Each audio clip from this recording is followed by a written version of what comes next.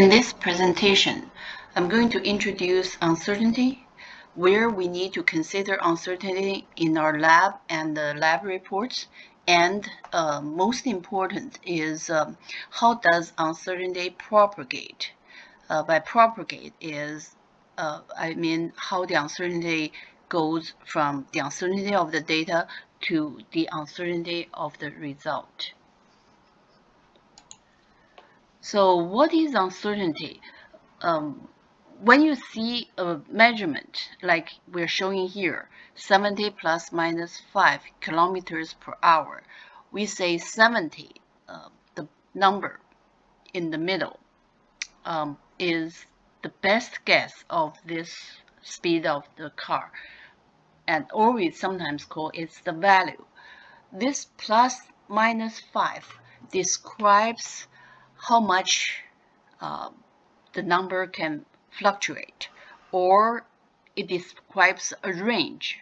70 minus 5, 65 kilometers per hour, to 70 plus 5, 75 kilometers per hour.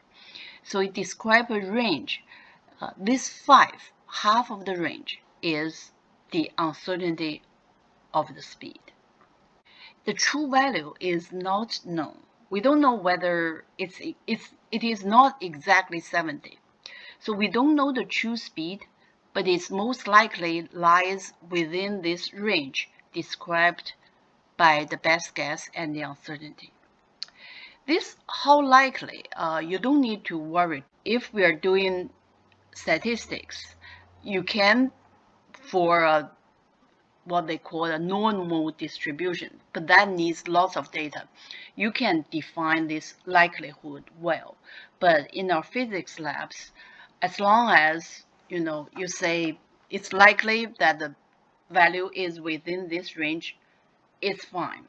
You can be more conservative and assign a bigger uncertainty, or you can be a bit aggressive and say I'm quite sure, so I would like to assign a smaller uncertainty, and they're both okay. So I'm going to introduce the concept of relative uncertainty. The absolute uncertainty is the uncertainty we have been talking about. That 5 kilometers per hour in the previous slide is the absolute uncertainty. One thing that's most important is the absolute uncertainty and the value, or the best estimate. They have the same units. But by the uncertainty, or the absolute uncertainty itself, you cannot tell whether that is a big uncertainty or small uncertainty, or how good your measurement is. For example, 1 meter. If you say the uncertainty is 1 meter, if you're talking about the measurement of a room, of our lab room, it is a fairly big uncertainty. With a meter stick, you can do easily better than that. But if you're talking about, distance to the moon, which is like 384,000 kilometers, then 1 meter would be a very, very small uncertainty relative to the value. So to describe how good the measurement is, or the precision of the measurement, you want to calculate the relative uncertainty. You take the absolute uncertainty and divide it by the value itself.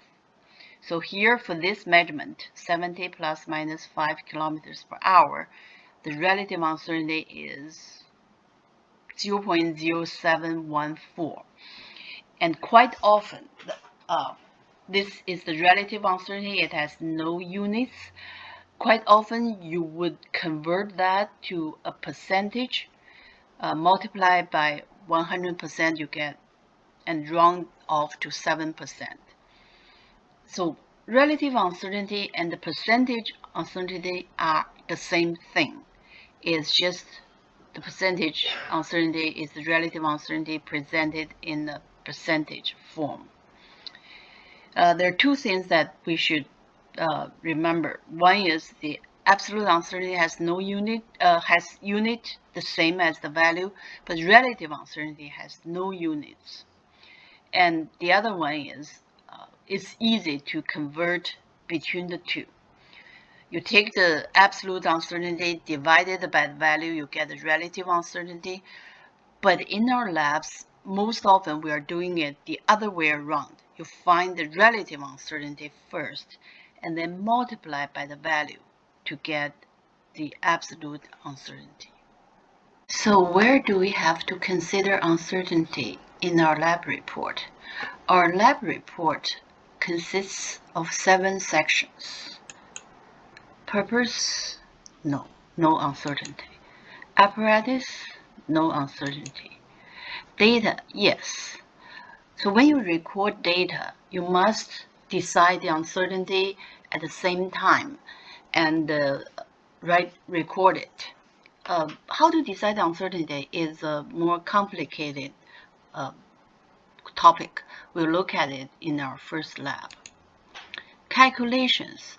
This is where you use the best estimate of the data or the values of the data only to calculate the result. So no uncertainty should show up in calculations. The fifth one, uncertainty analysis. Yes, here is when you do uncertainty propagation to find the uncertainty of the result based on the uncertainty of the data and the propagation rules. Conclusion, yes, you must report result with the uncertainty. And that uncertainty is, you calculate that in the uncertainty analysis. Discussion, yes. First, you compare your result to a reference number to see if they agree within uncertainties. And also you discuss like where the uncertainties come from, how to reduce them. Now we move on to the most important part of today's presentation, which is uncertainty propagation. If you have done 1118 with us, you know in 1118 you don't report the uncertainty of the result explicitly. You just report your result with sig figs. Those are determined by the sig fig rules. And now we no longer have sig fig rules. We have to report our result with uncertainty, and the value of the result must match the decimal places of the uncertainty. So here, to get the uncertainty of the result, you will need to know the equation that calculate the result in your calculations and propagation rules. The propagation rules can be found on our website. For lab 0, those propagation rules are there. So if you click here, you'll see the rules. We're going to look at them individually. What I want to say is the mathematical form is what you're going to use, but this description in words is also very important. Sometimes they're better to easier to understand than the rules themselves. So let's go back to our presentation. The first rule applies to addition and subtraction. The absolute uncertainty of the result, here is delta Z, is the sum of the individual absolute uncertainties. It's very important to remember that it applies for both addition and subtraction. So let's look at the examples. I have this bottle of bees, supposed to be 200 pieces inside. So I poured them out and did a quick count. I got small bees, 130 plus minus 3, medium ones, 50 plus minus 2, and the large bees are 20 plus minus 1. So in the calculations, you calculate the result using this summation, and you got 200. And in the uncertainty analysis, you calculate the uncertainty of the result, which is the sum of individual uncertainties, so you get 6.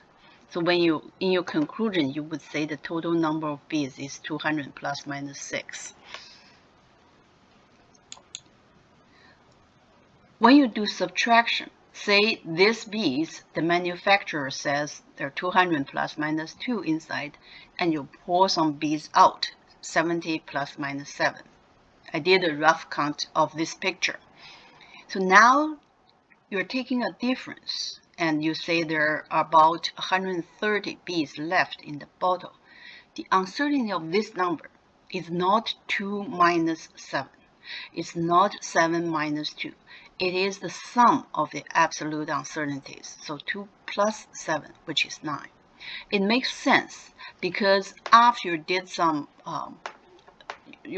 action, the uncertainty would increase because you put more uncertainty factors inside this number. So the number of beads left in the bottle is 130 plus minus 9. So that's our rule number 1. Propagation rule number 2 applies for multiplication and division. The relative uncertainty of the result is the sum of individual relative uncertainties. You know it cannot be the absolute uncertainty because look at our example. Adams rides his bike to Langara. The distance is measured, the time is measured. To calculate the average speed, you use distance over time. But to calculate the uncertainty, you cannot add 0.2 kilometers with 1 minute because they don't have the same units. But the relative uncertainty has no units, so you can add them up. You can add delta d over d and the delta t over t together, and the result you have is the relative uncertainty of the result, delta v over v. So calculate this out, get a number, keep lots of digits because you are in the middle of the calculations, and then use this number to multiply by the value to get the absolute uncertainty. Round off the absolute uncertainty and then report that in your conclusion. Well, it's nice to have the relative uncertainty too in your conclusion. It's there in the percentage format, 16%. So 0.05 kilometers per minute is the absolute uncertainty. It has the same unit as the value, and 16% is the relative uncertainty. So remember, you calculate the relative uncertainty first, and then finally you need absolute uncertainty. Next is rule number 3. Rule number 3 is for multiplication by a constant. It's not independent rule because and you can always, because it's a multiplication too, right? So you can actually use rule number 2 to apply to the situation of rule number 3. It's just more convenient sometimes that you can use rule number 3 directly. When z is kx and k is a constant, by constant I mean that k has no uncertainty. Then you can either calculate the absolute uncertainty, delta z is k times delta x, or you can calculate the relative uncertainty, delta z over z is delta x over x, and there's no k here. You may wonder, where is k? K is gone because delta z over z, if you apply rule number 2, that will equal to delta k over k plus delta x over x. But because delta k is 0, delta k over k is also 0, so it is gone. So you're left with only the relative uncertainty of x. The two equations, although one has a k and the other one doesn't, they actually give you the same result. You can see that from this example, okay? Back to the same bottle of beads. Each bottle is 200 plus minus 2 beads inside, and that is 1% uncertainty, relative 1%. If you buy 10 of them, how many beads do you have? Well, it's 2,000. To calculate the uncertainty of the result, If you use the absolute uncertainty, then you use delta z equals k delta x, and that is 10 multiplied in 2, so you get 20. If you use relative uncertainty, you're going to say delta n over n equals to delta n1 over O n1, which is again 0.011%. And you use that relative uncertainty multiply n, you get 0.01 multiplying 2000, you get 20, you also get 20. So it doesn't matter which form you use, which form of rule number 3 you use, you're going to get the same result, 2000 plus minus 20 B's. Sometimes it's more convenient to use rule number 3, but if you never use rule number 3, you always just use rule number 2, you're actually okay. Rule number 4 applies to powers. So the rule is, if z is x to the nth power, then there's no absolute, no rule for absolute uncertainty. You just have delta z over z is n times delta x over x. If n is negative, okay, like x to the minus 2's power, you put absolute value sign outside n. So here you see it's the relative uncertainty get n times bigger. Don't mix up this exponent and constant. When do you multiply the relative uncertainty by a factor? Is when you have an exponent. You have to put that exponent in front of the relative uncertainty. So here is an example of applying rule number 4.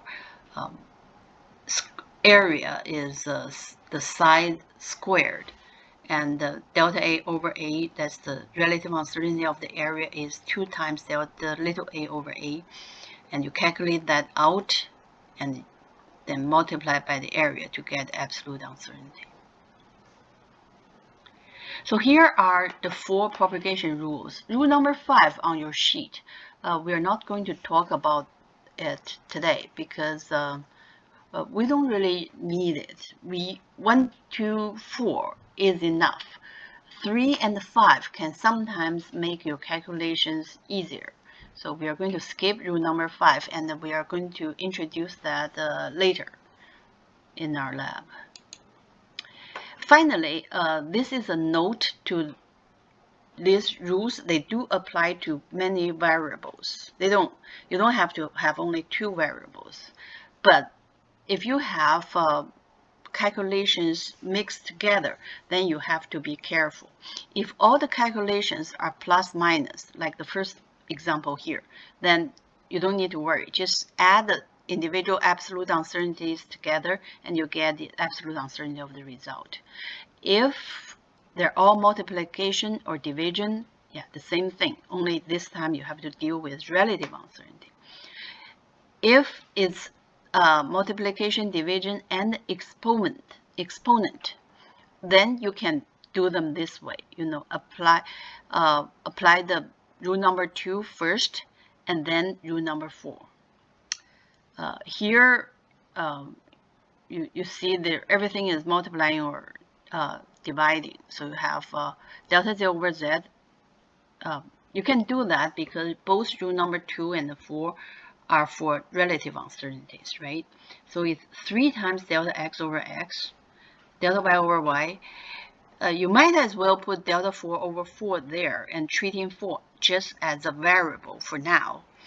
And the square root of v is, you should have delta square root of v over v here, but that, if you apply rule number 4, will equal to half delta v over v and delta w over w.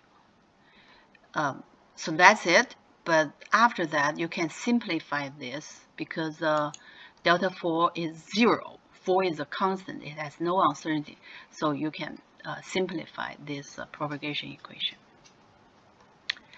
So here are all my introduction on the uncertainties and uncertainty propagation.